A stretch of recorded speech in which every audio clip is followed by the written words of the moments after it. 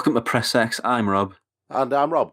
And today we're talking about video games being scary. How can there be it? Yeah, what makes a game actually scary? Yeah, I mean, this is inspired from the recent release of Resident Evil 2 remake. And the question that immediately needs asking is, can a video game be scary? You got to acknowledge that fact before you figure out the why. So can a video game be scary? Well, what do you think?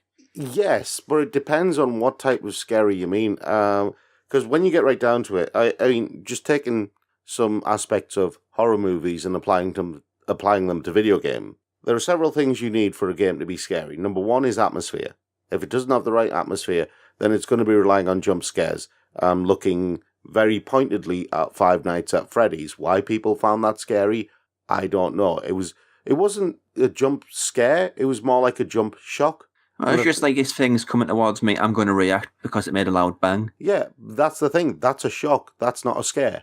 Yeah. Right? And I think that needs to be put to one side. Jump scares they're not really scary.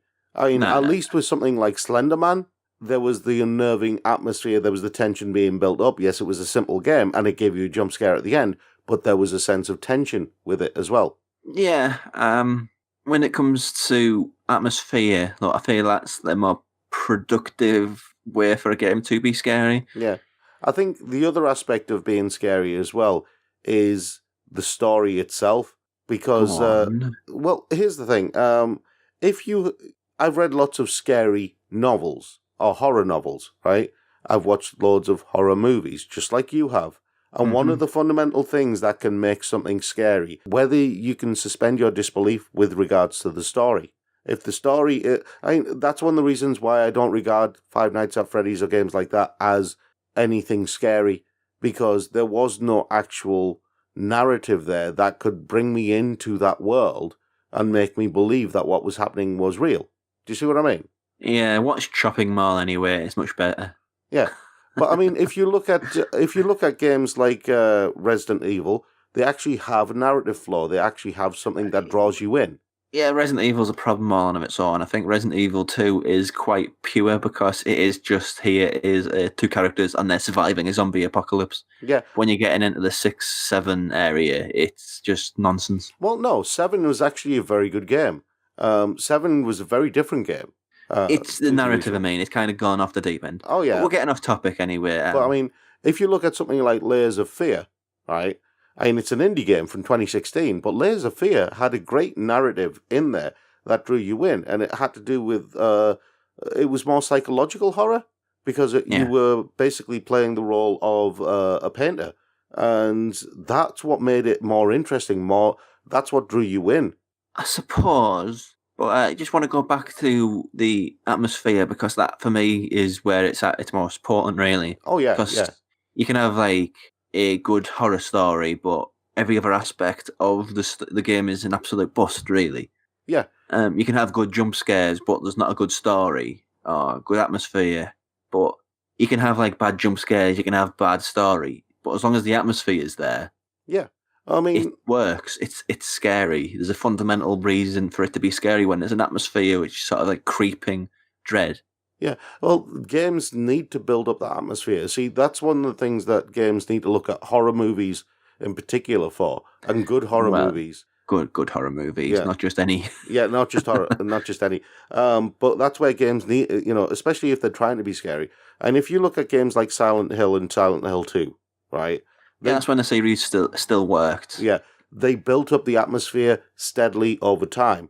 If you look it was a technological limitation, wasn't it? Yeah, I mean, they couldn't generate the whole world of the whole town of Silent Hill, so they used fog to mask that and put in like a little sort of pocket radio that you have on your hip, which threw out static whenever something was near. Exactly. And the combination of you not knowing what was happening, you not being able to see anything, but you knowing something was there looking at you. Yeah. But I mean, if you look at other games where one of my things about scary games or games that should be scary, one of my issues with them is that they're not really scary. It's more like an action adventure because you have a weapon. You can go around fighting and protecting yourself. But games where I think you should. And I don't think that discounts them from. That's survival horror, isn't it? That's just more survival horror. But the thing is, the games where you actually have the tension of proper survival, of pure survival, are the games like Haunting Ground or Alien Isolation or Fatal Frame. I have issues with Alien Isolation. Yeah, I know you've got issues, but you understand what I mean. The sense of tension is actually a lot more palpable in those games. But it's a sense of tension which basically kills all aspects of the games because it turns the alien into far more of a super being than it ever was in the movies. Yeah, okay. That's fine. That's fair enough. So what I'm saying there is there's a balancing point. I mean, it can be scary, but when it goes too finely, tension is too taut. Yeah, that's why I brought up the Fatal Frame. It becomes self-parody. Yeah, but that's why I brought up the Fatal Frame games. Because Project Zero in the UK, it's called. Project Zero, the first game, okay, it was slightly unbalanced, but it was still quite an unnerving game. But then you had Crimson Butterfly, Project Zero 2, which really hit a great balance between the horror aspects and the story and the gameplay, right? And the fact that your weapon was the camera obscura, which can basically, because it worked on the idea that a camera traps a part of your soul, and so this camera obscura was the only way to protect yourself from all these phantoms and spirits and wraiths and things like that. I think there was a particularly good element to Forbidden Siren as well. Yeah, there was. The thing that mind jacking, it was called. Yeah, even though there was a game called Mind Jack. But the thing is, the third Project Zero game, right? That was the one that really surprised me because I've always said Project Zero 2 is the best of the bunch, but only by a little bit, only by a hair's breadth. Project Zero 3 really changed things around because you're not out there exploring some haunted house or some haunted village or something like that. You're at home and they're invading your home. So your safe space is what's at risk there. Yeah. And that makes a big difference to the actual tension. I want to bring it back to survival horror, though. Yeah. Because I feel interesting. Like, two in particular that I think have been very successful at that in recent years are The Evil Within 2 and Resident Evil 2. Two sequels, funny enough. And the thing that's consistent between them is they are both horror games and survival horror games. I feel I need to explain that a little bit. Both games, you start off in a harsh environment where it's full of monsters that want to kill you.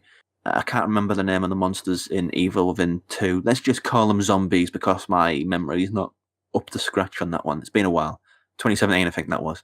But you start in the game, you're horribly overpowered. Even something seeing you means you have to run as fast as you possibly can and cower and hide. Yeah.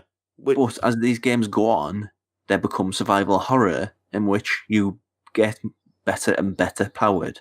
Yeah. And you become more and more capable of coping with the challenge around you. Yeah. And that's an interesting sort of position, I think, it's a game that still has that fear factor, but it also gives you something to grasp on, you know? Yeah. I mean, the interesting thing is that the beginning of those games is exactly like Haunting Ground, where, Haunting Ground, okay, the enemy changed over time, but I think the first one, Debilitas was basically, do you remember Of Mice and Men? Yeah, the book, you mean? Yeah, the book, Of Mice and Men. I thought you were referring to something else. No, do you remember Of Mice and Men? Do you remember, if I remember rightly, the character of Lenny in Of Mice and Men? The character of Debilitas in Haunting Ground, he's this hulking, humanoid creature, but he's got the mind of a child, and he basically sees the young girl that you are controlling, right? The young lady that you're controlling. He sees her as something like a doll that he can play with, and that actually makes that particular section of the game, until you get to the later bosses that you have to try and avoid. But that makes that section of the game that bit more tragic and also a bit more horrifying. Okay.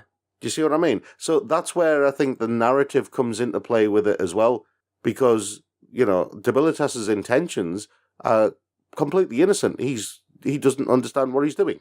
BioShock's interesting. BioShock is very interesting, and I was surprised when you were talking about survival horror you didn't mention Dead Space. Well, Dead Space was kind of ruined by EA, and I don't want this to be a EA sucks video, frankly. No, because Dead Because Space... the first one was basically, I've watched videos on it on YouTube, and they're all very informative. They were trying to do that. Yeah. Is basically they really liked Resident Evil 4. Yeah. And they wanted to do their own sort of take on it, and that took them into outer space. It suffered from Resident Evil syndrome, I think. Whereas Resident Evil, the early day Resident Evil, was at its best when it was just pure, here's a scenario, survive it. Yeah. And that's what Dead Space was recalling, really. But when it's that, I mean, Dead Space 2, I'll admit, was patchy, and it brought back my most hated thing in all like horror games, the regenerating enemy, which I hate. Yeah. So much. But number 3 was just, it basically dragged that franchise through the dirt. You mentioned BioShock, though. I agree BioShock had a lot of horror elements, but I want to recall, rather than BioShock, the one that the 2 games that I found far more unnerving than BioShock. Now, just on BioShock, though, before you move on. Yeah. I mean, there's probably the biggest jump scare I've ever experienced in a video game in BioShock Infinite, because it wasn't set up. That's what proper good horror is. It doesn't say this is a scary bit, now wait for the jump. Yeah. It's this just happens. Oh my god, something just jumped in my face. I papped my pants. Because that's what BioShock Infinite did. I mean, if you played it, you know the bit. Yeah, but that's what I mean. The games that I'm thinking of are related to BioShock. What, System Shock? Yeah, System Shock 1 and 2. Never played that. It was... System Shock 1 and 2 were... They were like Deus Ex in that they were way ahead of their time. Okay. Right, they were way ahead of their time. I mean, the whole aspect of System Shock 1 and 2, they were games that we hadn't really seen when they came out.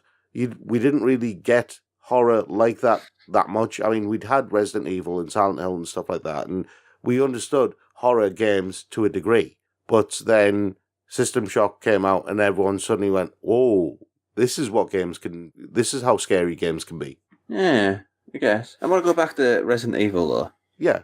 Because it's a link. Yeah. I've seen people describe the new one as a perfect B movie, which I would disagree. Isn't true in the slightest. Because the B movie, I mean, there was a perfect horror B movie, House of the Dead, the most recent one. I think it was on the Wii U. House of the Dead Overkill. That was a B movie and a half.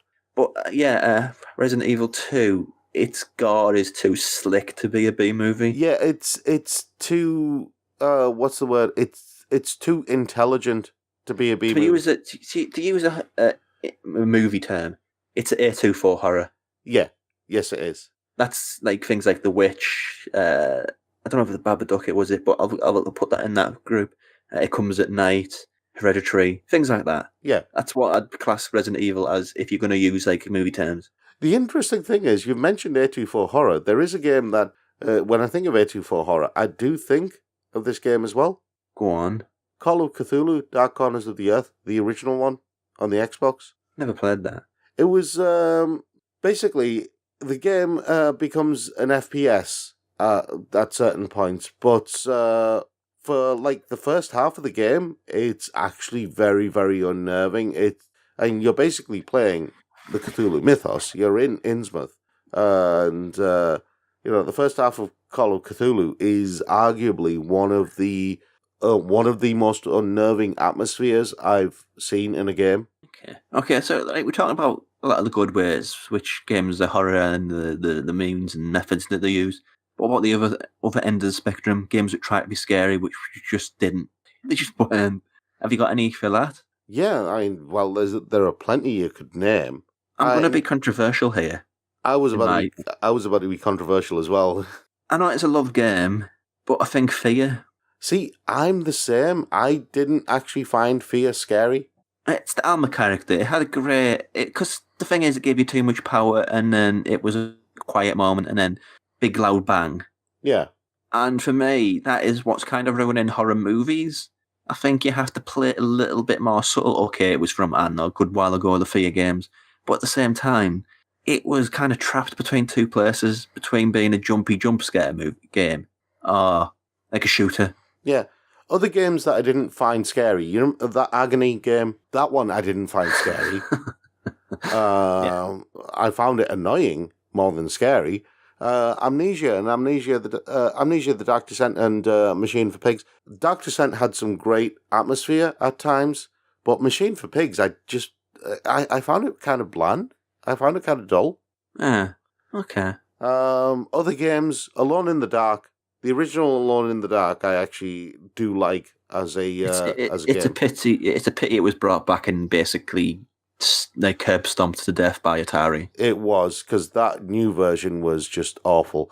Others, I mean, there's loads of horror type games that I've played, but they just didn't really have the atmosphere or the tension or the narrative to draw me in and actually make me want to, make me feel afraid or unnerved. The Suffering, for example. I'm blanking on it, but that to me, it's just, there's a balancing point. If you're suffering at the hands of the atmosphere for too long, it just becomes exhausting and you get sick of it. There's got to be a relent in horror to make it work, I think. Yeah. There's got to be some sort of safety somewhere, and the atmosphere of that game just is the Penumbra, thing. That was it. It was Penumbra. No, because it was Amnesia you're talking about. It was either Penumbra or Amnesia. I thought it was Insomnia.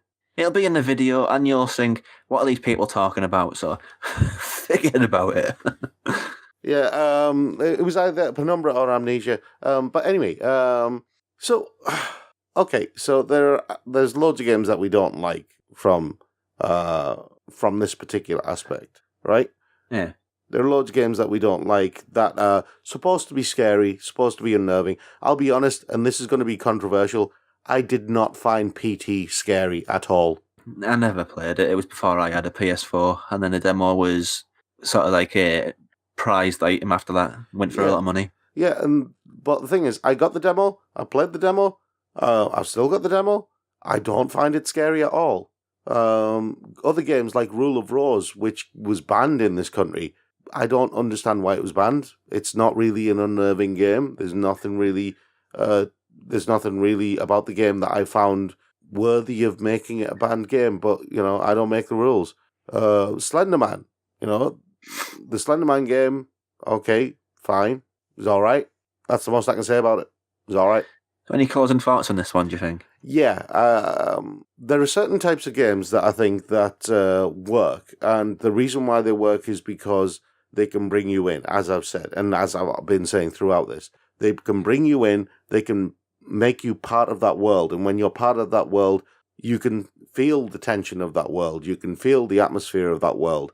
That's part of it. That's one of the reasons why I've always regarded story as something that's really important in games.